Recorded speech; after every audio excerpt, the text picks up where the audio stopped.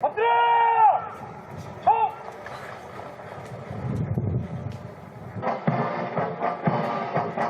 기시다 총이 왔을 때 방금 구호를 한 사람이 노은결 도령님입니다. 그러니까 칼을 들었다가 지금 내린 사람. 다음 영상 보겠습니다. 이거 국군의 날 행사였는데 지금 악수하는 사람이 노은결 도령입니다. 이런 식으로 여러 대통령실 관련 행사들을 진행한 현역 해군 소령이고 의장대장입니다. 그런데 노은결 소령은 올해 10월 23일 날 오전 11시 59분에 제보 메일을 하나 보냅니다. 이 제보 메일 보시겠습니다. 제보 메일의 내용은 이렇습니다. 안녕하십니까. 저는 국방부에서 근무하는 노은결 소령입니다. 군인의 정치적 중립성 유지와 별개로 현 상황이 몹시 위급하고 심각하여 연락드립니다. 저는 현재 협박과 위협을 받고 있고 그들은 가족까지 위협을 가하겠다고 하는 상황입니다. 의장대를 근무했고 내용이 있습니다. 그러면서 이 같은 이게 좀 제보 메일이 길어서 다 읽지는 않겠습니다. 내가 사고를 당할지 모른다. 생명의 위협이 있을 수 있다라는 제보 메일을 김어준 공장장이 운영하는 경선은 힘들다와 이종원 대표가 운영하는 시사타파 TV에 동시에 같은 제보 메일을 보냅니다. 그런데 놀라운 일이 벌어집니다. 사고가 날지 모른다라는 제보 메일을 보내고 실제로 몇 시간 뒤에 사고가 일어납니다. 노은결 소령님의 기자회견문 낭독이 있겠습니다.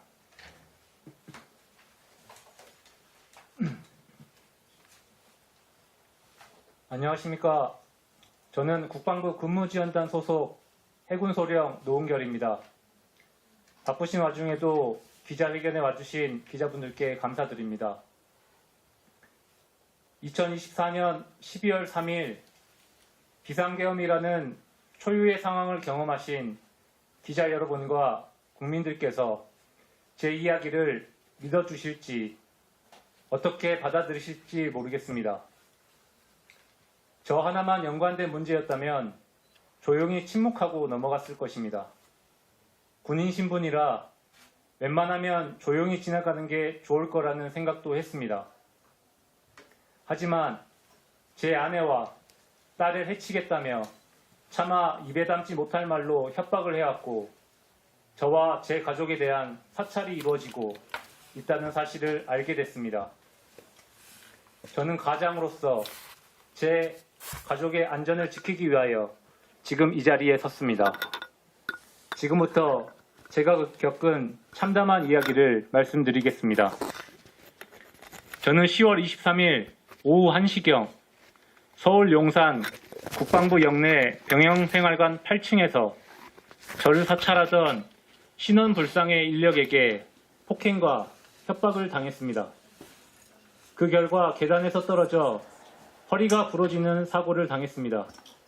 정확히는 요추 2번 골절 및 왼쪽 손목 골절 수술을 받았고 군 의무조사를 통해 심신장애 등급 7급, 장애 보상 등급 3급, 상위 등급 6급으로 퇴역 대상이 되었지만 전역 부동의 및 계속 복무 신청을 해둔 상태이며 현재는 재활 치료 중에 있습니다.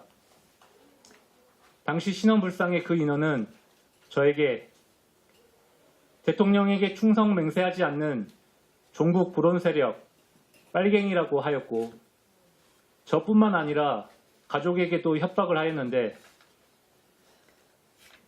제가 보는 앞에서 제 와이프를 성폭행하고 이제 2돌 된 제 딸은 얼굴에 큰 상처를 내서 평생 후회하도록 만들겠다고 얘기를 하였습니다.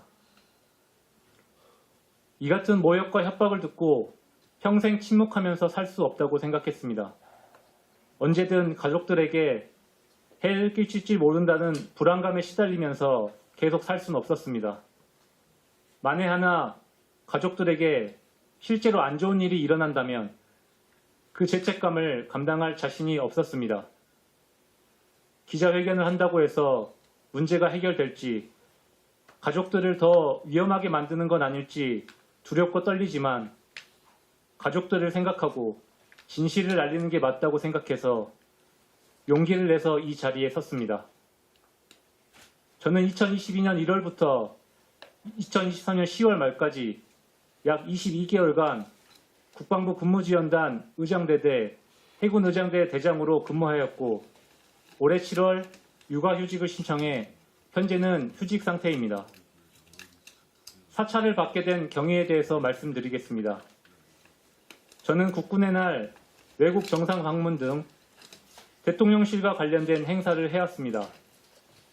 대통령실 1층에 들어서면 양쪽 벽면과 천장에 그림이 있었습니다. 그 그림을 보고 일반적이지 않다는 생각을 해왔습니다. 무속과 주술과 관련된 그림처럼 느껴졌고 행사 대기 중 경호처 소속으로 판단되는 인원들이 자기들끼리 말하길 김건희 여사가 그림을 구입했다. 그림이 매우 비싸다. 무술이나 주술적인 의미가 있다더라. 라고 말하는 걸 우연히 듣게 되었습니다. 이후로 저는 대통령실에 들어갔다가 이상한 얘기를 듣거나 하면 대통령실을 나와 저의 휴대전화에 보이스 녹음 형식으로 들은 내용을 녹음했습니다. 지나가면서 들었던 얘기를 옮긴 것에 불과하기 때문에 사실인지를 입증할 수는 없었습니다. 다만 훗날 의미 있는 기록이 될 수 있다는 생각에 일단 녹음을 하였습니다. 제가 사찰을 당하고 있다는 사실을 알게 된 건 올해 7월이었습니다. 저는 해군 관사인 바다마을 아파트에 살고 있습니다. 아파트 바로 옆에는 해군 호텔이 있는데 해병대 임성근 사단장이 올해 4월 해군 호텔에 방문한 걸 봤습니다. 저는 고 최수근 상병 사건에 크게 분노해왔습니다. 두 돌 된 제 딸도 시험관 시술 실패를 거듭하다 3년 만에 어렵게 가졌습니다. 그렇기 때문에 최수근 상병 부모님의 마음이 어떨지 그 상실감과 아픔에 공감이 됐습니다. 또한 저 역시 장교이자 지휘관으로서 임성근 사단장이 법적, 도덕적 책임을 지지 않고 면피성 및 위중으로 보이는 발언들을 보며 분노했습니다. 저는 임성근 사단장의 모습을 본 이후 임 사단장 혹은 그와 비슷한 사람이 해군 호텔에 나타난 걸 보면 촬영을 하기 시작했습니다. 당장 어떻게 사용하겠다라는 생각보다 그가 모른다고 했던 사람을 만날 수도 있고 부인했던 사실이 나중에 드러날 수도 있다고 생각했습니다. 촬영한 사진은 차에 두고 다니던 태블릿 PC에 그때그때 옮겼습니다. 올해 7월에도 촬영을 하고 아파트 지하 주차장에서 태블릿 PC로 옮기고 있는데 어느새 남성 2명이 제 양옆으로 다가와서 저를 제압하고 태블릿 PC와 휴대전화를 가져갔습니다. 그들은 저한테 죽고 싶냐며 지금이라도 가족이 안전하고 싶다면 쓸데없는 행동을 멈추라고 경고했습니다. 처음 겪는 일에 많이 당황했습니다. 특히 가족을 해칠 수도 있다는 협박에 많이 두려웠습니다. 가족들에게 저로 인해 걱정을 끼치고 싶지 않았습니다. 이후로는 주변에 대한 관심을 끊고 사진을 찍는 등의 행동도 완전히 멈추고 아무 일도 없었던 것처럼 조용히 지냈습니다. 그러다 사건 전날인 10월 22일 가족들과 함께 영등포 타임스퀘어에 방문했었습니다.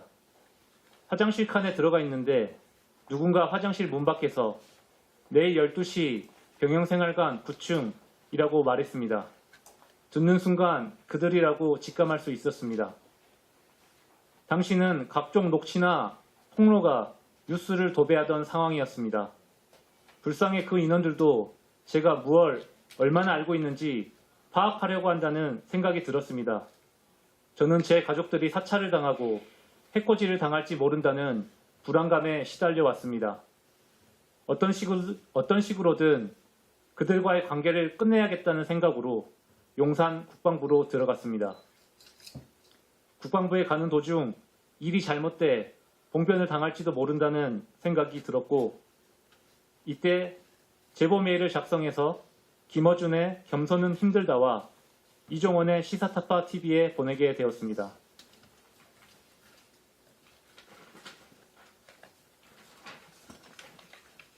동문 행정안전실에서 출입 조치를 받아 병영생활관으로 곧장 갔습니다.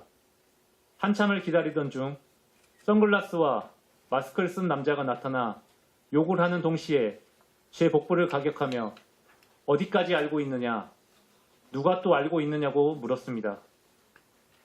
가족은 전혀 모르고 이제 그만하려 한다고 대답했습니다. 선글라스의 남성은 다른 곳에 제보한 적 없는지 캐물었습니다. 저는 제보한 적이 없다고 잡아댔지만 신원 이상의 그 남성은 제 핸드폰을 빼앗아 뒤져보기 시작했고 곧 제가 제보한 사실을 알게 되었습니다. 그는 불같이 화를 내며 가지고 온 전선줄을 꺼내 저에게 계단에 묶으라고 시켰습니다. 이후 저를 계단 난간 바깥쪽에 매달리게 했습니다.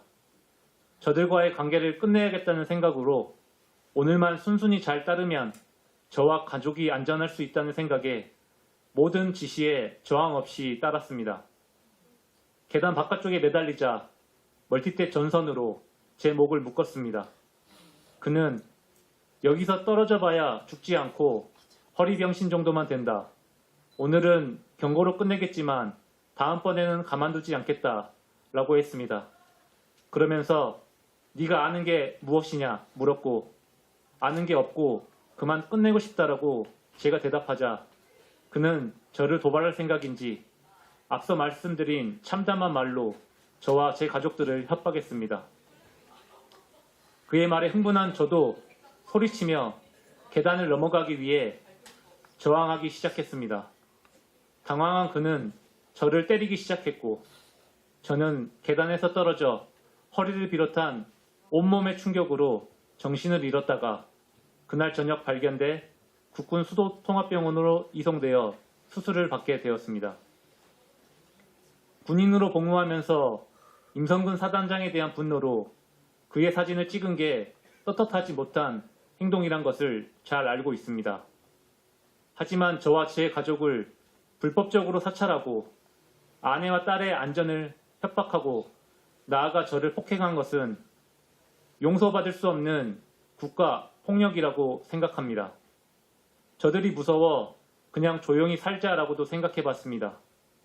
나만 입 다물고 있으면 가족에게 큰 일은 벌어지지 않겠지라는 생각도 해보았습니다. 하지만 10월 23일부터 저와 제 가족은 두려움과 불안에 시달리고 있고 집 밖에 나가지도 못하고 있습니다. 평생을 이렇게 살 수는 없다라고 생각했고 어떤 식으로든 저와 제 가족이 당한 불법 사찰과 폭력을 끝내야 한다 생각했습니다. 저에게 사건 당일 위해를 가한 그 인물에게 말하고 싶습니다. 지금이라도 자수하고 양심 고백을 하십시오. 당신도 나처럼 누군가를 상급자로 모시고 조직에 충성하는 부하일 테고 한 집안의 아들이자 누군가의 친구, 형제, 아버지일 것입니다. 올바르지 못한 지시와 판단으로 잘못을 저질렀다면 지금이라도 양심 고백을 통해 바로 잡으라는 이야기를 하고 싶습니다. 저의 사고에 대한 국방부의 조사가 시작되었고 저는 병영생활관 주변에 설치된 CCTV를 분석해 줄 것을 요청했습니다. 군 수사관들은 대통령실 경호처가 관할권을 가지고 있어 쉽지 않을 것이라고 했습니다. 대통령실 경호처에 요청드립니다. 군 수사에 협조해 주시기 바랍니다.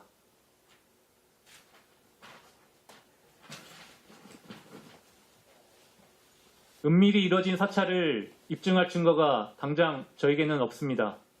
하지만 저는 14년간 복무해온 군인으로서 명예와 제 가족의 안전을 운명에 맡기고 이 자리에 섰습니다.